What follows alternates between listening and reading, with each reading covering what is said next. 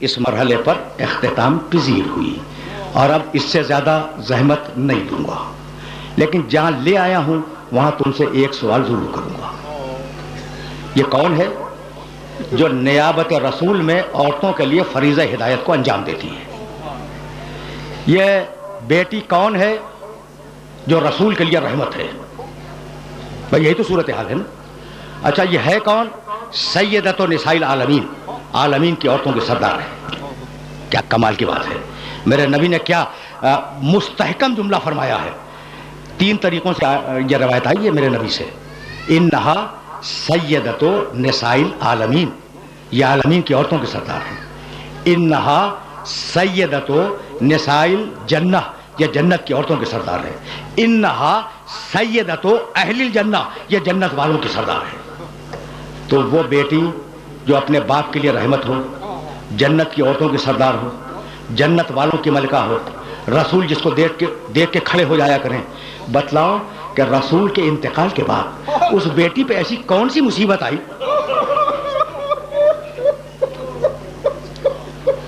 اجرکم اللہ۔ دیکھو میں نے تو ایک سوال کیا تھا اور تمہاری آوازیں بلند ہو گئیں۔ اب زیادہ زحمت سماعت نہیں ہے، میں بہت کم مصائب پڑھنے کا عادی ہوں، انتہائی کم مصائب پڑھتا ہوں، لیکن ایک جملہ سننا۔ بھائی وہ کیا ایسی مصیبت آئی کہ بیوی نے اپنے بال بکھیرے، سیاہ چادر اوڑھی، قبر مطہر رسول پہ آئی، دونوں ہاتھ رسول کی قبر مطہر کے سرانے رکھے اور کہا السلام علیک یا ابتا، بابا آپ پر میرا سلام ہو، اور یہ کہہ کے وہ شعر پڑھا صبت علیہ مصائب لو انہا،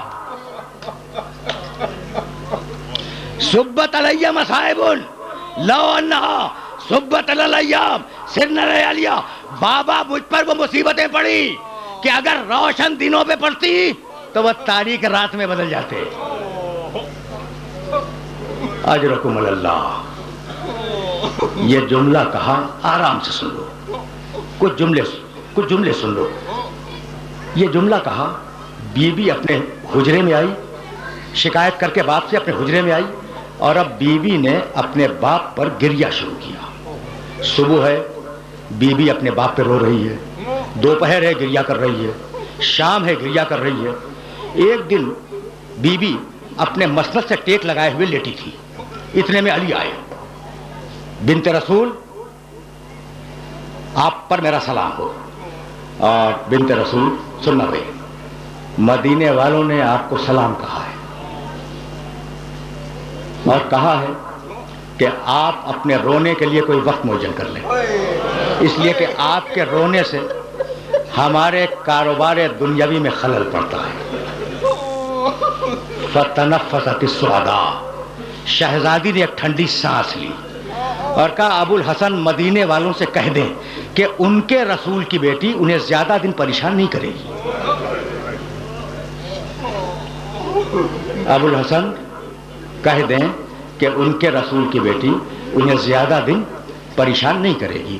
ابو الحسن یہ پیغام تو تھا مدینے والوں کے لیے، اور آپ سے ایک خواہش یہ ہے کہ آپ میرے لیے جنت البقیع میں ایک حجرہ بنا دیں جس میں میں اپنے بچوں کو لے کر جایا کروں اور اپنے بابا پہ گریا کروں۔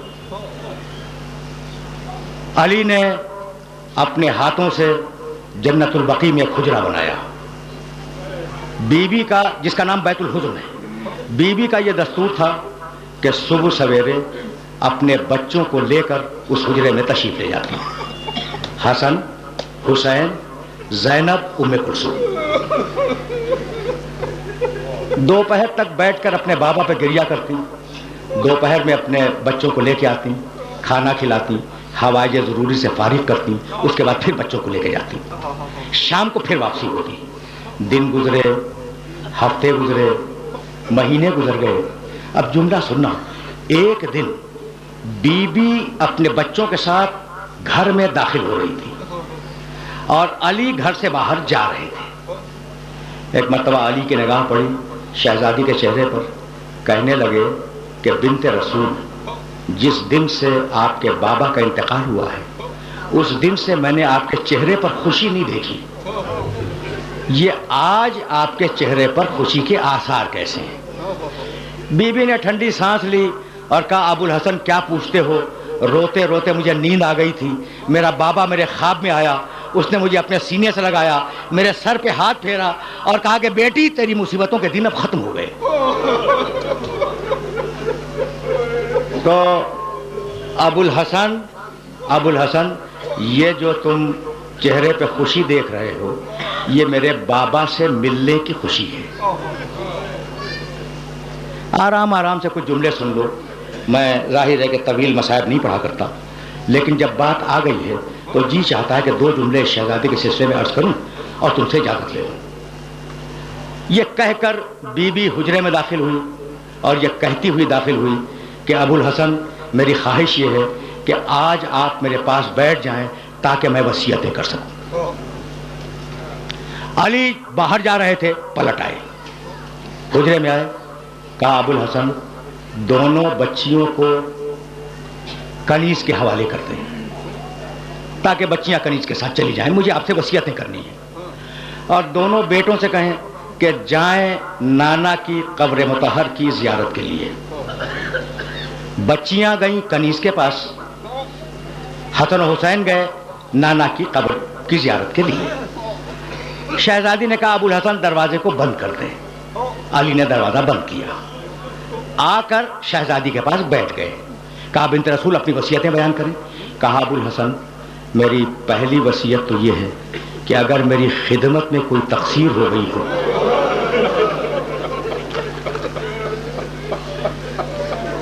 اجرکم اللہ۔ دیکھو تم نے گریہ کیا اور میری مجلس تمام ہو گئی۔ ابو الحسن اگر میری خدمت میں کوئی تقصیر ہو گئی ہو تو آپ قیامت کے دن کوئی مواخذہ نہ کیجیے گا، یہی معاف کر دیں۔ کہا نہیں بی بی تم سے آج تک کوئی تقصیر نہیں ہوئی۔ کہا ابو الحسن میری دوسری وصیت یہ ہے کہ میرے مرنے کے بعد میرے چھوٹے چھوٹے بچے یتیم ہوں گے، اگر ان سے کوئی لغزش ہو جائے تو ان سے ڈانٹ کے بات نہ کیجیے گا۔ علی کانپنے لگے، کہا بنت رسول تمہارے بچے صاحبان تطہیر ہیں، ان سے کسی غلطی کا امکان نہیں ہے۔ کہا ابو الحسن میری تیسری وصیت یہ ہے کہ میرا جنازہ رات کی تاریکی میں اٹھایا جائے اور میرے دشمنوں کو میرے جنازے میں شرکت کی اجازت نہ دی جائے۔ اور ابو الحسن میری چوتھی اور آخری وصیت یہ ہے کہ میرے دفن کرنے کے بعد مجھے بھول نہ جانا، کبھی کبھی میری قبر پر سلام کے لیے آتے رہنا۔ اجرکم اللہ۔ صدائیں بلند ہو گئیں اور اب ظاہر ہے کہ میں تقریر کو اپنے مرحلے پہ لے آیا، اب اس سے زیادہ زحمت سماعت نہیں دوں گا۔ علی نے وصیتیں قبول کی۔ ایک مرتبہ علی نے رو کے کہا کہ بنت رسول تمہاری وصیتیں تو میں نے قبول کی، لیکن اب میری بھی کچھ وصیتیں ہیں، انہیں قبول کرو۔ پہلی وصیت تو یہ ہے کہ میں جب تمہیں بیاہ کے لایا تو میں مفلس تھا، تمہاری خدمت کا حق ادا نہ کر سکا، تو اپنے بابا سے میری شکایت نہ کرنا۔ میری دوسری وصیت یہ کہ اپنے بابا کو میرا سلام پہنچا دینا اور انہیں بتلا دینا کہ ان کی امت نے میرے ساتھ کیا کیا۔ اور میری تیسری اور آخری وصیت یہ کہ میں مرنے کے بعد بھی سلام کے لیے آتا رہوں گا، لیکن شرط یہ کہ جب بھی سلام کروں اپنے کانوں سے جواب سلام سنوں۔ بی بی نے وصیتیں قبول کی۔ علی و فاطمہ، راوی بیان کرتا ہے، علی و فاطمہ بیٹھے ہوئے گریہ کر رہے تھے کہ اتنے میں زور زور سے دروازہ پیٹنے کی آواز آئی۔ بس آخری جملہ سننا اور مجھے اجازت دینا۔ شہزادی نے کہا ابو الحسن دیکھیں کہ یہ دروازے پہ کون آ گیا۔ علی نے پکار کے پوچھا دروازے کے باہر کون ہے؟ ایک مرتبہ روتے ہوئے بچوں نے آواز دی کہ بابا ہم آئے ہیں۔ ایک مرتبہ علی قریب گئے، دروازہ کھولا، دیکھا کہ حسن حسین دروازے پہ کھڑے ہیں اور رو رہے ہیں۔ کہا بیٹو میں نے تو تمہیں نانا کی قبر کی زیارت کے لیے بھیجا تھا، یہ تم اتنی جلدی کیسے آ گئے؟ تو دونوں بچوں نے رو کے کہا کہ بابا جب ہم نانا کی قبر پہ پہنچے تو ابراہیم خلیل اللہ کی آواز آئی کہ یا رسول اللہ فاطمہ زہرا کے یتیم آ رہے ہیں، تو بابا کیا ہماری اماں دنیا سے گزر گئی؟ اجرکم اللہ، اجرکم اللہ۔ آپ نے گریہ کیا، تقریر تمام ہو گئی۔ اب آخری جملہ عرض کر رہا ہوں۔ علی و فاطمہ نے وصیتیں کی اور اب علی باہر آئے، علی باہر آئے، مسجد میں بیٹھ گئے۔ شہزادی نے کنیز سے کہا یہ میری تقریر کا آخری جملہ ہے. تم نے گریہ کیا, مجلس تمام ہو گئی.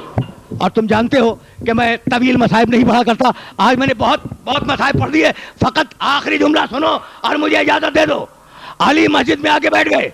بیوی نے کنیز سے کہا کہ میں اب حجرے کو بند کر رہی ہوں, جب تک ذکر الہی کی آواز آتی رہے اس وقت تک سمجھنا کہ میں زندہ ہوں, اور جب ذکر الہی کی آواز بند ہو جائے تو جا کر علی کو اطلاع دے دینا. کنیز دروازے کے باہر بیٹھ گئی. ایک مرتبہ ذکر الہی کی آواز بند ہوئی, کنیز دوڑتی ہوئی مسجد میں آئی. ہمت نہیں ہے کہ علی سے کچھ کہہ سکے. ایک مرتبہ کنیز نے سر سے چادر کھینچی اور علی کے قدموں پہ ڈال دی اور کہا مولا انا للہ و انا الیہ راجعون, انا للہ و انا الیہ راجعون. فقط دو جملے. اجرکم اللہ, اجرکم اللہ. تم نے گریہ کیا. مجلس اپنے آخری مرحلے میں داخل ہو گئی. علی آئے, غسل دیا, کفن پہنایا, جنازہ تیار کیا. یہ ہے میری تقریر کا آخری جملہ. جب جنازہ تیار ہو گیا تو ایک مرتبہ آواز دی, یا حسن یا حسین یا زینب یا ام کلثوم حلموا الی زیارت امکم. تمہیں کچھ معلوم ہے کہ ان بچوں کی عمریں کیا تھیں؟ حسن 7 سال کے تھے, حسین 6 سال کے تھے, شہزادی زینب 4.5 سال کی تھی, شہزادی ام کلثوم 2.5 سال کی تھی. آواز دی جنازہ تیار کر کے کہ حسن اپنی ماں کا آخری دیدار کرو, حسین اپنی ماں کا آخری دیدار کرو, زینب ام کلثوم اپنی ماں کا آخری دیدار کرو.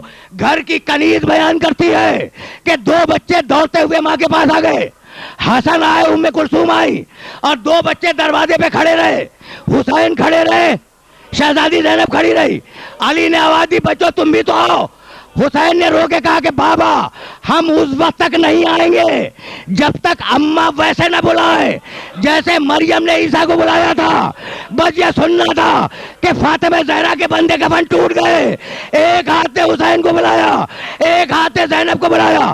دونوں بچے آ کر ماں کے سینے سے لپٹ گئے. ایک مرتبہ جبریل نے آواز دی کہ یا علی بچوں کو ماں سے الگ کرو ورنہ کائنات میں زلزلہ آ جائے. وَسَيَعْلَمُ الَّذِينَ ظَلَمُوا أَيَّ مُنْقَلَبٍ يَنْقَلِبُونَ رَبَّنَا تَقَبَّلْ مِنَّا إِنَّكَ أَنْتَ السَّمِيعُ الْعَلِيمُ.